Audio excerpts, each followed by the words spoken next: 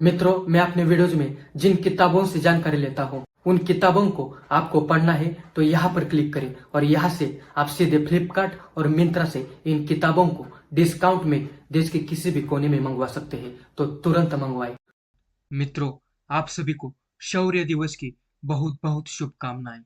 मित्रों, वीडियो शुरू करने से पहले अगर आपने अभी तक इस चैनल को सब्सक्राइब नहीं किया है तो जरूर सब्सक्राइब करें और साथ में दिए गए बेल आइकन को दबाना मत भूलें।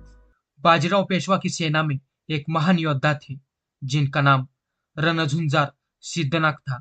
वह एक महान सेनापति थे। उन्होंने कई युद्ध जीते थे। उन्होंने अपने दम पर खरड़ा की लड़ाई लड़ी थी और पेशवाओं को जीत दिलाई थी। लेकिन आगे जाकर उन्हीं पेशवाओं को क्यों हराना पड़ा था, महार बटालियन अंग्रेजों के साथ क्यों लड़ी, तो इसका बहुत बड़ा कारण है। युद्ध शुरू होने के लिए 1-2 दिन का समय है, इसलिए बाजीराव पेशवा खुश था। चारों ओर से अंग्रेज सेना की नाकेबंदी की थी पेशवाओं की सेना ने। बाजीराव को लग रहा था कल का युद्ध हम ही जीतने वाले हैं, इसलिए वो बहुत ही खुश था। सरदार सिद्धनाथ जी पेशवाओं के साथ थे, लेकिन उनके रिश्तेदार ब्रिटिश फौज में थे। सिद्धनाथ अंग्रेजों के साथ मिल जाने का कारण भी बाजीराव पेशवा ही था। उसने सिद्धनाथ को और महार समाज को नीचा दिखाया था। कुछ ऐसी बातें की जिसकी वजह से महार लोग ही पेशवाओं का काल बने। युद्ध से पहले बाजीराव पेशवा सरदार सिद्धनाथ से बोला, खड़की का युद्ध जीतने के बाद तेरे रिश्तेदारों से क्या करना चाहिए? लेकिन सेनापति सिद्धनाथ ने उसे जवाब देना पसंद नहीं किया। सिद्धनाथ ने बाजीराव को चेतावनी देते हुए कहा, महाराज, आप खड़की कैंप पर हल्ला ना करें, वो बेहतर होगा, और खुद पर जीतने का विश्वास ना करें। अंग्रेजों का खड़की कैंप हमेशा युद्ध की तैयारी में होता है। वो युद्ध सामग्री का बड़ा भंडार है। वहां हमेशा तोपों का बड़ा ताफा होता है। आंखों में तेल डालकर पहरा करने वाले सैनिक होते हैं। यहाँ का महार योद्धा जिएंगे या मरेंगे ऐसा कहते हैं। किसी भी हालत में पीछे हटने वालों में से हम नहीं हैं, ऐसा सीना तान कर यहाँ के महार योद्धा कहते हैं। झूठा हास्य चेहरे पर लाकर बड़ी जोर जोर से हंसते हुए पेशवा बाजीराव बोला, हमने युद्ध जीता है, ऐसा समझ ही लो।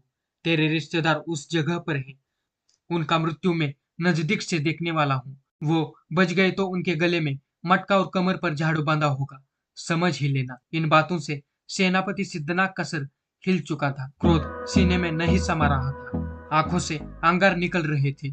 जाते जाते सिद्धनाथ ने शौर्य से कहा, हम अंग्रेजों के साथ नहीं लड़े और श्रीमंत पेशवे महाराज के खिलाफ भी नहीं लड़ेंगे। आखिर में मन की बात करता हूँ, हम हमारे रिश्तेदारों की भी फिक्र नहीं करेंगे और उन तोपों का भी सामना करेंगे। अगर हम पेशवाओं के साथ लड़ेंगे और आपको जीत दिलाएंगे तो श्रीमंत पेशवे महाराज के साम्राज्य में हमारा क्या स्थान होगा? इस सवाल से पेशवा गुस्सा हुआ। क्रोध और तिरस्कार से लाल होकर वो बोला, आपका स्थान पेशवाओं के राज्य में पहले से अधिक हीन होगा। महारों को मनुस्मृति ने बताए हुए कानून से तुच्छते से बर्ताव मिलेगा। अस्पृश्यता के बारे में कोई समझौता नहीं।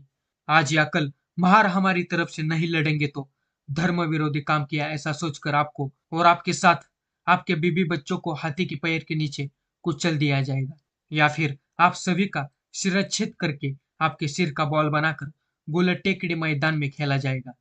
इस समय मेरे सामने मत खड़ा रहे, वरना यहाँ पर तेरा शिरच्छेद करूंगा। यह सुनकर सरदार सिद्धनाथ गुस्से से आग बबूल हुए और गुस्सा होकर अपने पहलगांव कैंप अपने राहोटी में आए। स्वाभिमानी रणझुंझार सिद्धनाथ ने सभी बातें महार सैनिकों को बताई। सैनिकों के सीने में आग जल रही थी। बदले की भावना उनकी आंखों में साफ दिखाई दे रही थी। 50 महार सैनिकों को साथ ले सरदार सिद्धनाथ अंग्रेजों के साथ गए और 500 मर्द महार सैनिकों ने उस बाजीराव की सेना से डटकर सामना किया और पेशवाई का अंत कर दिया। मित्रों, अगर आपको यह वीडियो पसंद आया हो तो इस वीडियो को लाइक कीजिए, ज्यादा से ज्यादा शेयर कीजिए। अगर आपने अभी तक इस चैनल को सब्सक्राइब नहीं किया है तो जरूर सब्सक्राइब करें और साथ में दिए गए बेल आइकन को दबाना मत भूलिए। चलो मिलते हैं अगले वीडियो में। नमो बुद्धाय, जय भीम, जय भारत।